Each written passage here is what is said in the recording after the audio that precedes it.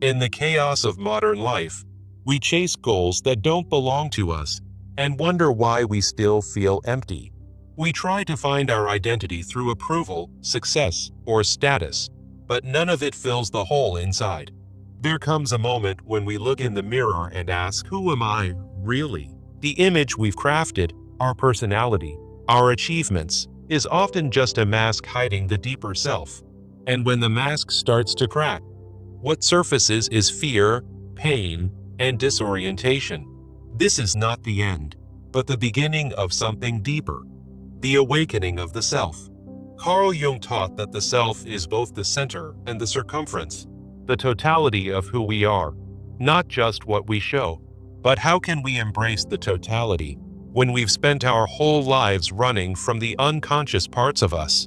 We fear the darkness within, our anger, our shame, our grief, because we believe it makes us unworthy. So we suppress it, avoid it, and hide behind roles that keep us safe, but also disconnected. Over time, this inner split grows between the outer world we perform in and the inner world we ignore.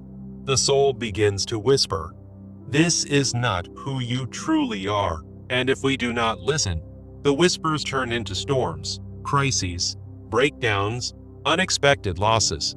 These are not punishments, but wake-up calls from the unconscious demanding to be integrated. Every wound we avoid becomes a door we refuse to open, locking away the parts of us that are crying for healing.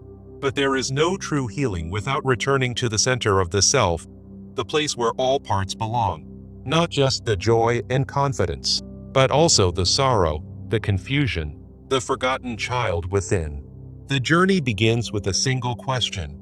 Am I willing to face the whole of who I am? To step into the fullness of the self, you must first confront the walls you've built to keep pain out. These walls are made of denial, perfectionism, fear of rejection, and the illusion that control brings safety.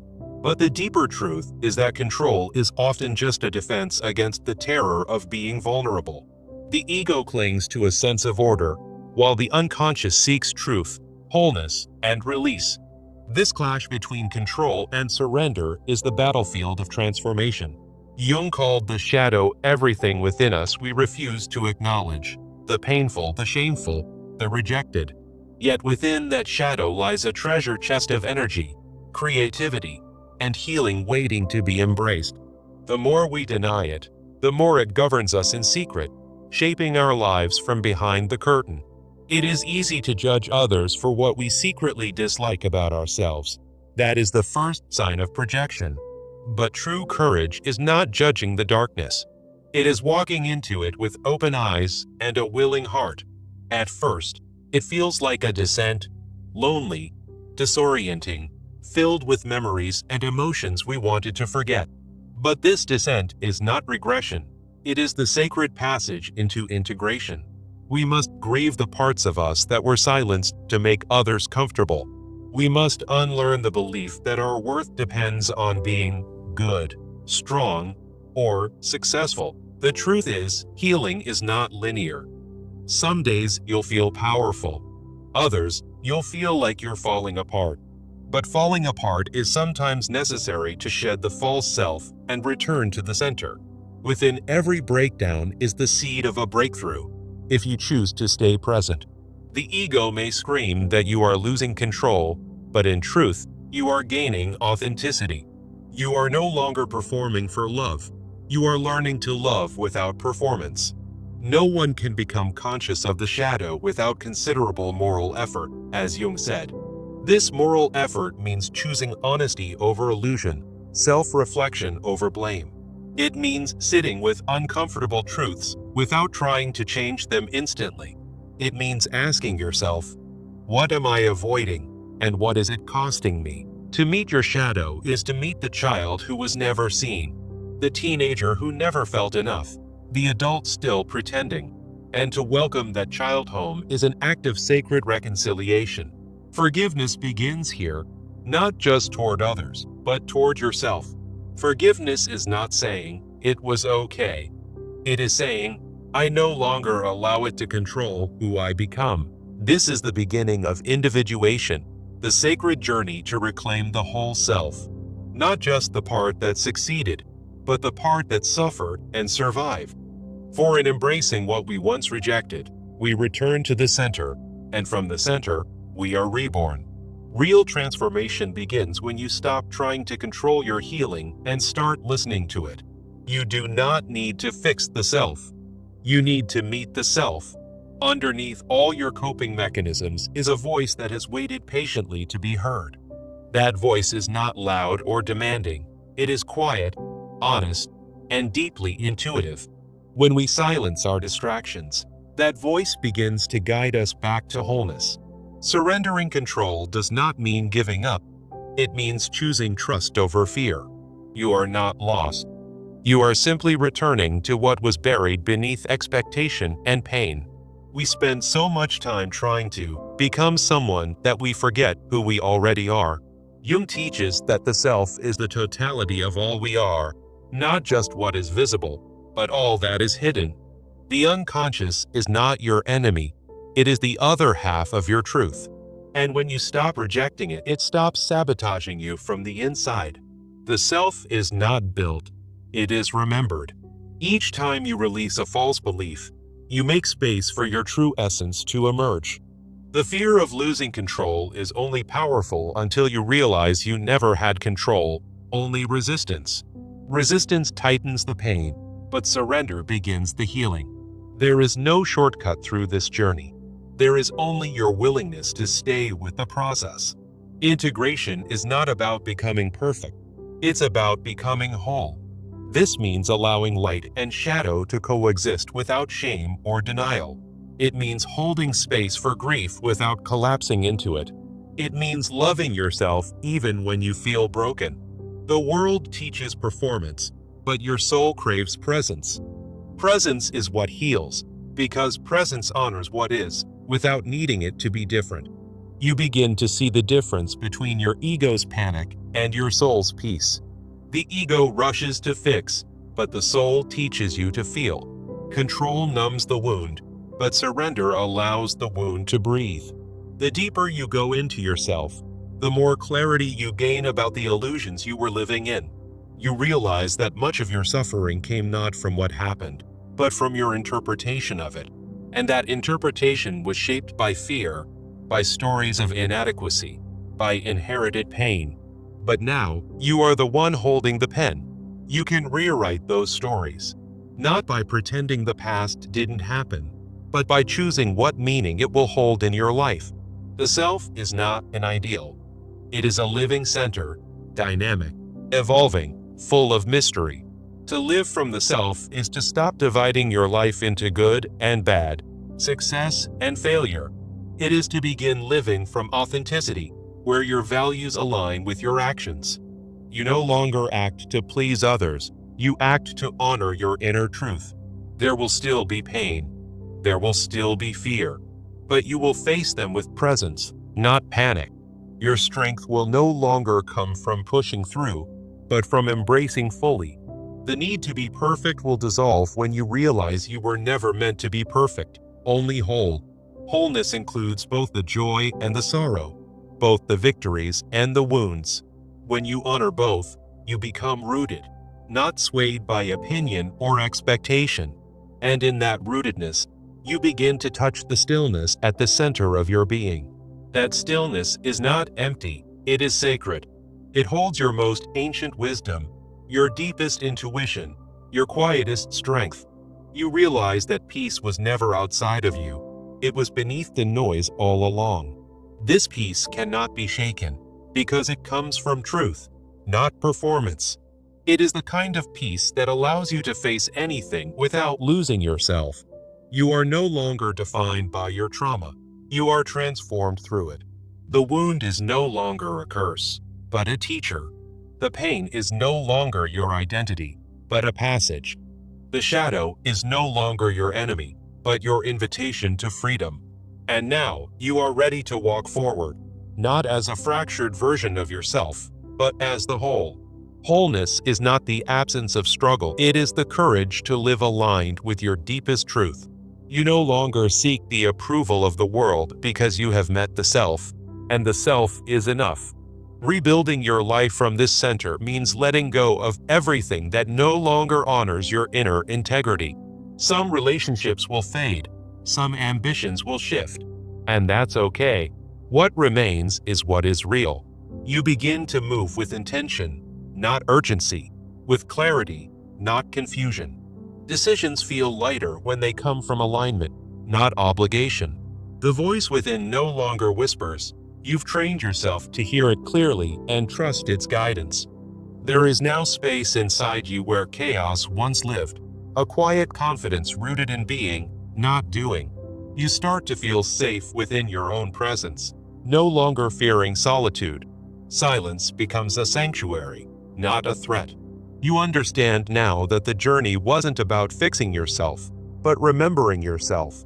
Remembering that beneath all the noise, you were never broken, only buried. The world may still try to define you by labels, past mistakes, or shallow expectations. But you live from a deeper place now, and that place cannot be touched by the surface-level noise. You've touched something eternal in yourself, and that changes everything. You no longer chase love, you cultivate it within and let it overflow into the world. The drama that once consumed your energy now feels like a distant echo from another life. You're no longer interested in winning arguments, you'd rather protect your peace. You no longer define success by outcomes, but by your ability to stay connected to your truth. The self is no longer a concept. It is your compass. You check in with it before reacting, before committing, before compromising. And when you fall out of alignment, you no longer spiral, you return. This is the beauty of becoming whole. You're no longer afraid of the dark because you've sat with it. You're no longer afraid of starting over because you've rebuilt from nothing before. Strength, now, is quiet. It shows up in boundaries, in stillness, in unwavering authenticity. Your presence becomes healing, not just for yourself, but for others. People feel safe around you, not because you fixed them, but because you don't need them to be anything other than they are. You have become what Jung described, a person who embraces both the conscious and the unconscious as part of a greater whole. You are no longer at war with yourself, and that peace radiates outward.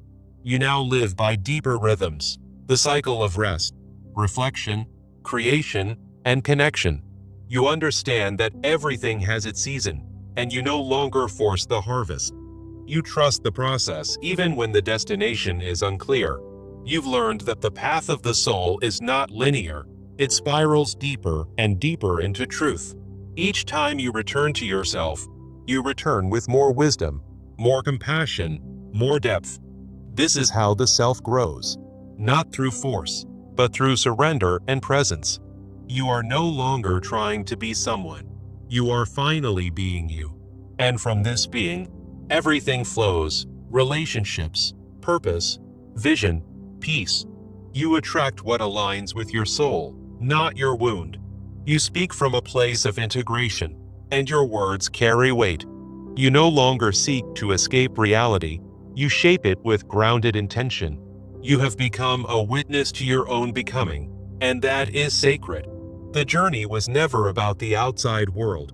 It was always about coming home to your center.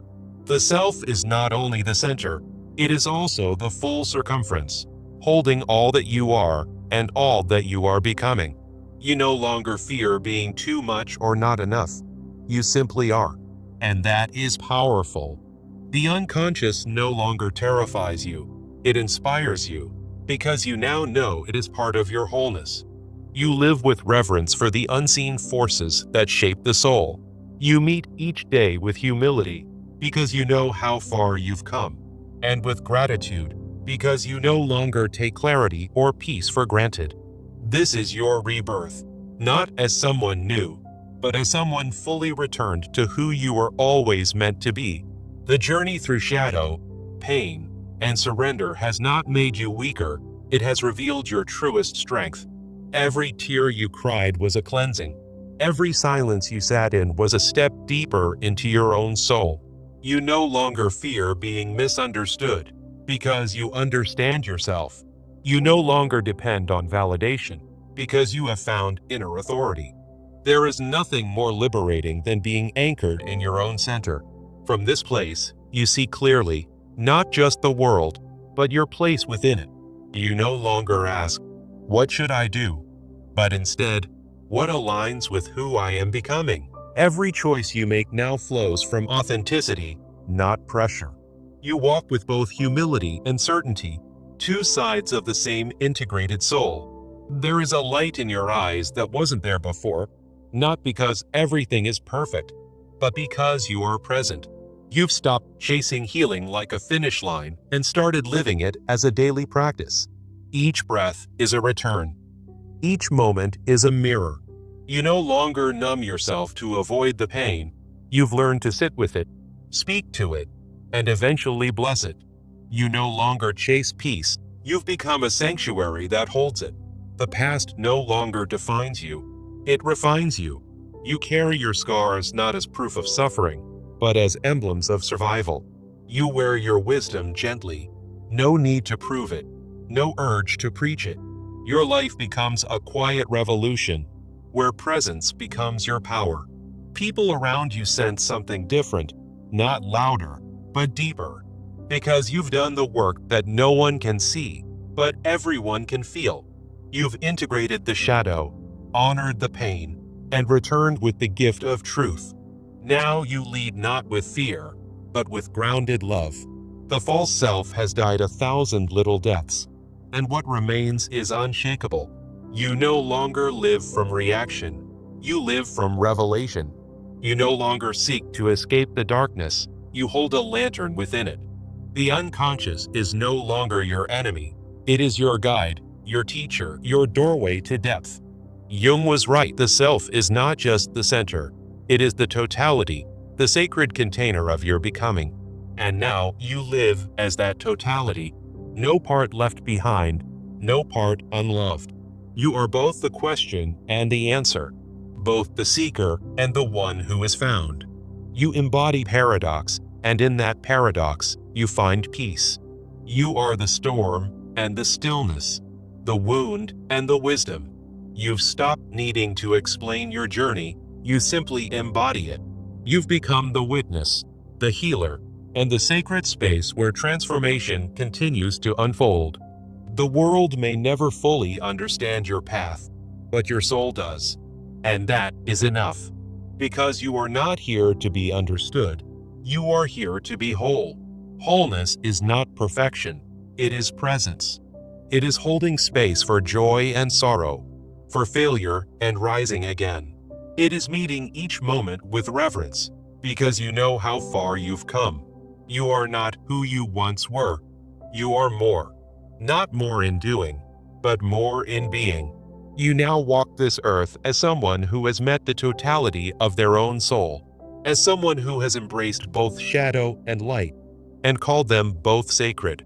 You are no longer afraid of what you feel, because you know it all belongs. You are no longer lost, because you've made a home within. This is the gift of the self, not an identity, but a return to your essence, a return to your truth.